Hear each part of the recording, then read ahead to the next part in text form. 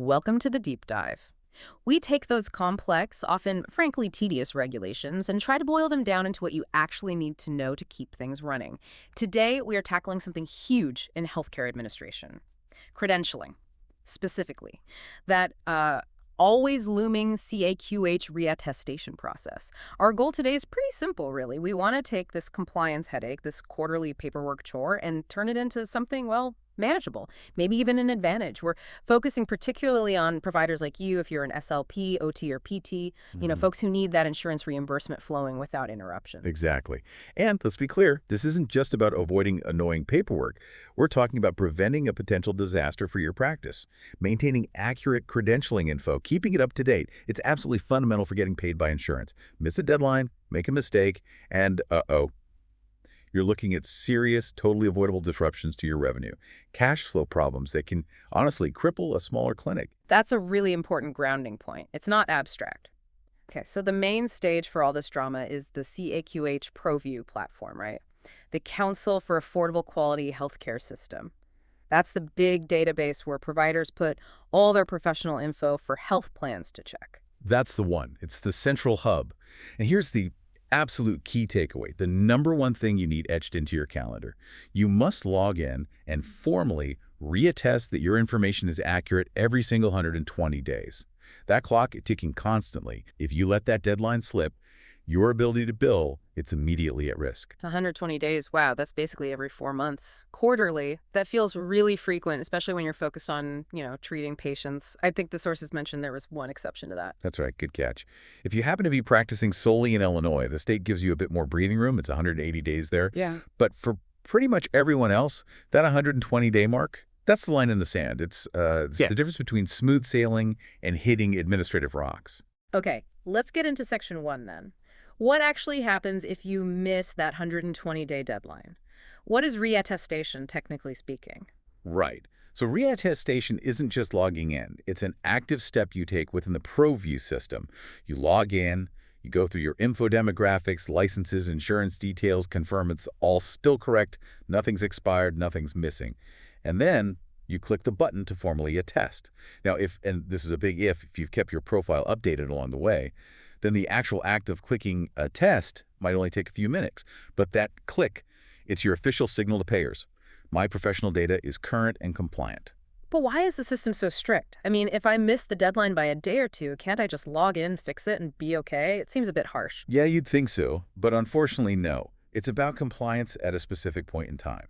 When your attestation lapses legally, the insurance plans can no longer rely on that CAQH data to verify you're in good standing. And that means your participation in their network could be put on hold. Or, worst case, even terminated. Automatically. Automatically. So the impact is immediate. Absolutely immediate. Any claims you submit while your attestation is lapsed, they'll likely be denied outright, or at best, significantly delayed. Think about a small therapy clinic, maybe heavily reliant on Medicare or Medicaid. If one provider misses their attestation, suddenly maybe 30–40% of their expected income just vanishes overnight. That's not just a delay, it's a crisis. You're scrambling to fix the paperwork and figure out how to cover payroll while chasing payments you should have already received. Yeah, the source material had a pretty chilling example from Priority Health. They explicitly warned that if a provider misses the deadline, they might not even be able to re-credential them, meaning termination isn't just a possibility, it's like a built-in consequence. And that is the absolute worst-case scenario, termination. Yeah. Because then you're not just fixing a lapse, you are forced to start the entire credentialing process all over again, from scratch. For a busy therapist already juggling patients and notes and everything else, going back to square one on credentialing can set you back weeks, maybe even months, waiting for payer approval. It's an operational nightmare. Yeah. And it's entirely preventable if you just manage that 120-day reminder. Okay, so the key really is keeping that profile meticulously maintained. Let's move into section 2. How does CQH actually measure the quality of the data we put in? I understand there are two main metrics. The first one is profile completeness. What's the goal there? Right. Completeness is the one you see most. Obviously, it's that percentage bar, usually up in the header of the ProView screen. The goal, 100%. Simple as that. Getting to 100% means you've filled in every required field in every section. No red error marks, no missing uploads for licenses, insurance, work history, etc. And the main benefit of hitting 100% completeness is basically making life easier for the credentialing staff at the health plan, right? Less back and forth. Exactly. If they pull up your profile and see 100%, they know, theoretically, they have all the pieces they need to start their review. It cuts down on those annoying emails asking for a missing document or calls to clarify something you left blank. Yeah. It speeds things up significantly. Okay, that makes sense. But then there's this other metric, the CAQH Data Quality Score. This sounds deeper than just filling boxes. If completeness is about quantity, what's this quality score about? Why does CAQH need an automated system for that? Ah, the quality score. This is where it gets more sophisticated. It's asking, is the data you entered not just present, but is it accurate and current? See, CAQH knows providers are human. Typos happen, dates might be slightly off, addresses change. So they don't just take your word for it. They actually run automated checks on your data against external authoritative sources. Wait, hold on. They're cross-checking my information automatically, like fact-checking me. Pretty much, yeah. They'll check your MPI number against the official NPPES database. They'll verify your practice address against the U.S. Postal Service records. They even use machine learning algorithms to look for inconsistencies or potential issues with the currency of your data. So Okay. let's say you type your license expiration date wrong by a day, or the clinic address you entered is formatted slightly differently than the official USPS version. The system can flag that. Whoa. Okay, that's where things could get tricky. So even if my address is technically correct, like Suite 100 versus hashtag 100, the machine might flag it if it doesn't perfectly match the USPS record. That's exactly the kind of thing the quality score is designed to catch. It demands really precise alignment with those primary sources. A high-quality score signals to the health plan, hey, CAQH has already run checks on this data against official records. You can trust it. Mm-hmm. This means the health plan might skip some of their own verification steps, which again, speeds up your credentialing. But a low-quality score, that waves a red flag. It signals potential administrative risk, and the payer is definitely going to slow down and do their own digging before approving anything. Right, so it shifts the burden onto us, the providers, to make sure our data isn't just complete, but perfectly aligned with all these official records before we even submit it. Okay, let's talk Section 3 then. What are the most common slip-ups? The gaps that tank both completeness and quality scores, especially for therapists. It often boils down to the simple stuff, honestly, but with big consequences, mostly expirations. Expired state licenses are huge. Expired malpractice insurance certificate's another big one. Or maybe you got a new board certification, or finished some required CEs, but you forgot to upload the documentation. For SLPs, OTs, PTs, specifically managing those state licenses, especially if you practice telehealth across state lines, is critical. Each state renewal needs to be uploaded pronto. Any single gap, the sources are clear, can lead to rejected applications or, down the line, denied claims. It just gums up the works. Okay, knowing the pitfalls is helpful. So what can clinics or individual providers listening right now do systematically to plug these gaps? You mentioned 4 steps. Yeah, it requires a methodical approach. First, review each profile section regularly. Don't just wait for the attestation deadline. Log in, look for those red X's, those warning messages indicating missing or potentially incorrect info. Second, update expiring documents immediately. As soon as you get that renewed license or insurance cert, scan it cleanly and upload it. Don't let it sit on your desk. Third, verify your identifiers. This hits that quality score directly. Double, triple check your MPI, your DEA number if you have one, your tax ID. Make sure they match the official records exactly. No typos, no formatting weirdness. Those automated checks are ruthless. And the 4th step ties back to our main point. Attest on time. Set those reminders. Use your calendar, use practice management software alerts, whatever it takes. Don't let that 120-day deadline sneak up on you. Got it.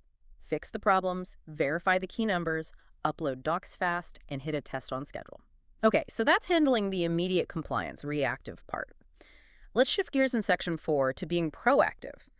What are the best practices the really efficient, high-performing clinics use to make credentialing faster overall? It's not just about avoiding disaster, right? It's about efficiency. Exactly.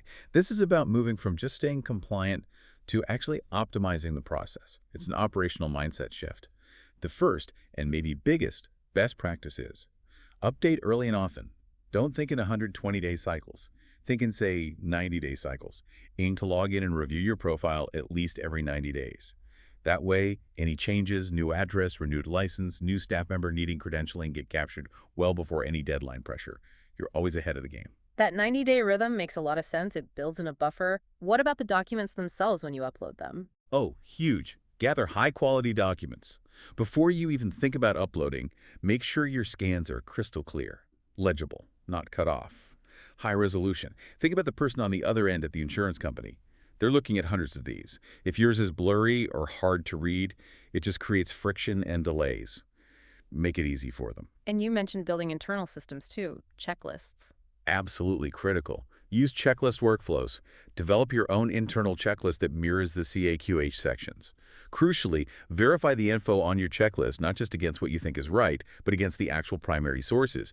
Check the State Licensing Board website today, check the MPI registry today, and then right before you hit that final attest button, perform a pre-attest review. Do a quick self-audit. Does everything in CAQH match your license board info? Does it match what the insurance plans already have on file for you? Catching inconsistencies before you attest saves so much hassle. That makes sense. Check yourself before the system checks you. And the final piece is managing those dates proactively. Yes. Monitor expirations diligently. Don't rely on sticky notes. Use digital calendar alerts, task management software, whatever works for your team. Set alerts for 30, even 60 days before a license, certification, or insurance policy expires. That gives you plenty of runway to get the renewal processed and uploaded without any last-minute panic. Okay, this is really practical. So let's pull it all together with that clear 6-step recurring checklist from the sources. This is what you should be doing every cycle. Step 1, log into CAQH ProView, review and update all your personal details, practice locations, contact info, and double-check that NPI. Step 2, handle those renewals. Get your state licenses, DEA registration if you have one, any board certifications, and your malpractice insurance renewed, and immediately upload the new documents. Okay, step 3. This one felt really important and maybe easy to miss. Perform OIG and SAM exclusion checks. What exactly are these again, and why are they non-negotiable? Right, these are critical compliance checks, especially if you bill any federal programs like Medicare or Medicaid. The OIG, Office of Inspector General, and SAM, System for Award Management Databases, list individuals and businesses excluded from participating in federal programs, usually because of fraud or other serious issues. You have a legal obligation to check these lists regularly, usually monthly is best practice, to ensure none of your providers or key personnel are on them. And importantly, you need to document that you performed these checks. Keep proof. Auditors will ask for it. It's about protecting your practice and the integrity of the federal programs. Got it. So that's a serious compliance step, not just CAQH admin. Okay, step 4 is the main event. Review everything one last time and then officially attest using the button in CAQH. Step 5, and arguably just as crucial administratively, immediately set your next deadline. Calculate 120 days out, or 180 from Illinois, put it in the calendar, and set multiple reminders, maybe 30 days out, 7 days out. Lock it in while it's fresh. And the final step, step 6, log completion. Keep a simple record spreadsheet, software note, whatever, showing who attested on what date and when the next one is due. This is vital for tracking compliance, especially if you manage multiple providers. Exactly. And when you follow this kind of systematic process, the payoff is significant. It really does accelerate approvals. You're basically preempting all the common questions and verification steps the payers would normally have to do because you're giving them clean, verified, up-to-date data. Remember the scale here, over 2 million providers use CAQH. It's become the backbone of efficient credentialing. Mastering it gives you an edge. This has been incredibly helpful, really breaking down what can feel overwhelming. Let's quickly recap the 3 absolute must-dos for everyone listening. 1, that 120-day rule, or 180 in Illinois, is non-negotiable. Live by it. 2, understand the difference between profile completeness, just filling the boxes, and profile quality, ensuring the data is accurate and verified against external sources. Aim for both. And 3, shift your mindset. Adopt that proactive 90-day update strategy. Stay ahead of the curve, don't just react to the deadline. Perfectly summarized. And maybe one final thought to leave you with, something that builds on what the sources hinted at. They mentioned that a high-quality, complete CAQH profile often means payers skip their own primary source checks. They trust CAQH's verification. So here's the question. If this one central portal, CAQH, is effectively pre-vetting credentials for millions of us across the country, what does that growing reliance on centralized, trusted data mean for the future? Could it pave the way for easier professional license portability, moving across state lines without starting credentialing from zero every time? That's provocative. If CAQH becomes the de facto trusted source that satisfies most verification needs, maybe those state-by-state credentialing walls start to seem a little less necessary. Could data confidence finally kill some of that bureaucracy? It's certainly an interesting potential outcome down the road. Food for thought. Definitely. But for today, the message is clear. Your revenue, your practice's health really depends on getting the CAQH process right. If you're a provider or you manage providers, take that 6-step checklist we outlined and put it into action. Now, thanks for joining us for this deep dive. We hope it helps you navigate the credentialing maze a little more smoothly. We'll see you next time.